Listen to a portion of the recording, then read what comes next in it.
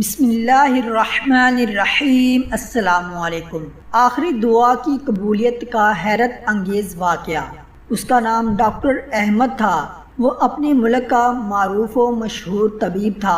اس کے ملک کے ایک بڑے شہر میں انٹرنیشنل میڈیکل کانفرنس کا انعقاد ہونے جا رہا تھا، جس میں اسے بھی دعوت دی گئی۔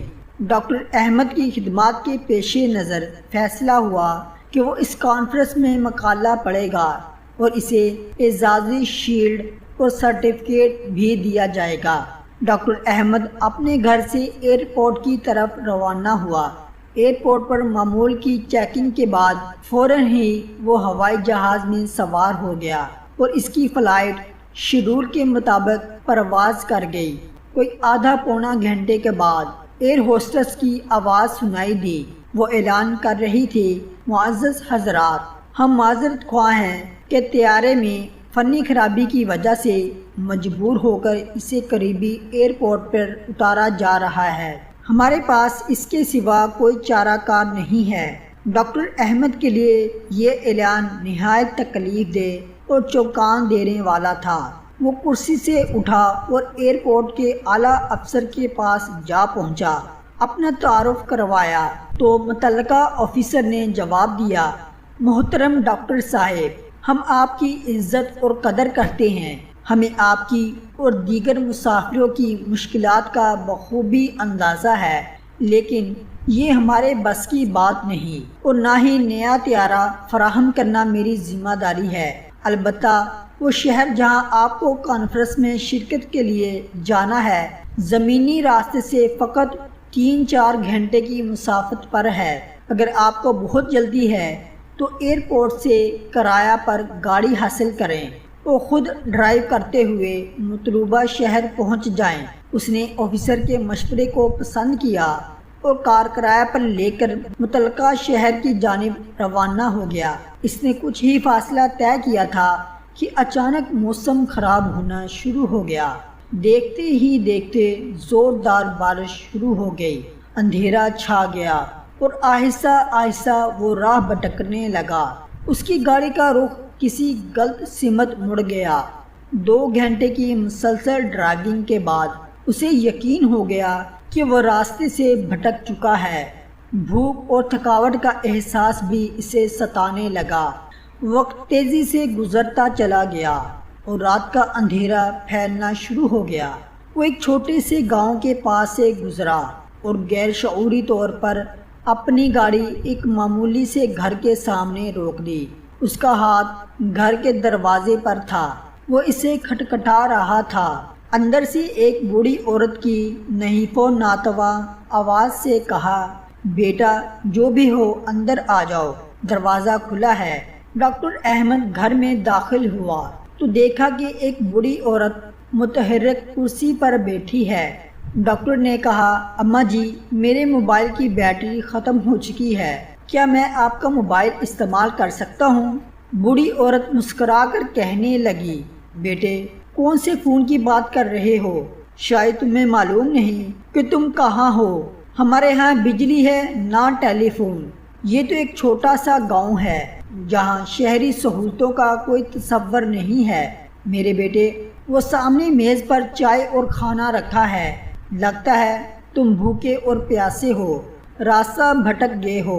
تم پہلے کھانا کھا لو، پھر بات کرتے ہیں۔ ڈاکٹر احمد نے اس بوڑھی خاتون کا شکریہ ادا کیا اور کھانا کھانے لگا۔ سفر کی تھکاوٹ کے ساتھ اسے شدید بھوک بھی ستا رہی تھی۔ اچانک بوڑھی عورت کی کرسی کے ساتھ والی چارپائی پر حرکت ہوئی اور ایک معصوم بچے نے رونا شروع کر دیا۔ بوڑھی نے اس بچے کو تھپک کر سلایا اور اسے دعائیں دینا شروع کی۔ وہ اس بچے کی صحت اور سلامتی کے لیے لمبی لمبی عاجزانہ دعائیں کر رہی تھی۔ ڈاکٹر احمد نے کھانا کھایا اور خاتون سے کہنے لگا، اماں جان، آپ نے اخلاق سے میرا دل جیت لیا ہے۔ آپ لمبی لمبی دعائیں مانگ رہی ہیں۔ مجھے امید ہے کہ اللہ تعالیٰ آپ کی دعائیں ضرور قبول کرے گا۔ میرے بیٹے، وہ بڑھیا گویا ہوئی، میرے اللہ نے ہمیشہ میری دعائیں سنی اور قبول کی ہیں۔ بس ایک دعا باقی ہے جو میرے ضعف ایمان کی وجہ سے پوری نہیں ہوئی۔ تم تو مسافر ہو، دعا کرو وہ بھی قبول ہو جائے۔ ڈاکٹر احمد کو اشتیاق پیدا ہوا، کہنے لگے اماں جان وہ کون سی دعا ہے جو قبول نہیں ہوئی؟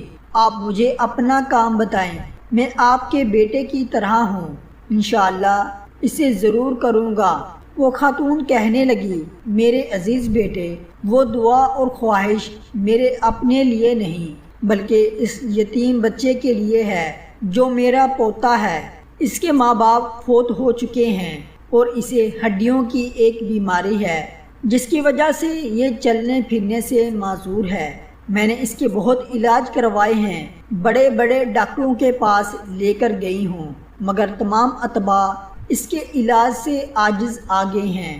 لوگوں نے مشورہ دیا ہے کہ اس ملک میں احمد نام کا ایک ڈاکٹر ہے جو اس مرض کے علاج کا ماہر ہے، اس کی شہرت دور دور تک ہے، وہ بڑا مانا ہوا سرجن ہے جو اس کا آپریشن کر سکتا ہے، مگر وہ تو یہاں سے بہت دور رہتا ہے، اس تک پہنچنا کوئی آسان کام تو نہیں۔ اس لیے میں ہر وقت اللہ تعالیٰ سے دعا کرتی ہوں کہ وہ کوئی سبب پیدا کر دے کہ میں اس بچے کو ڈاکٹر احمد کے پاس لے جا کر علاج کروا سکوں۔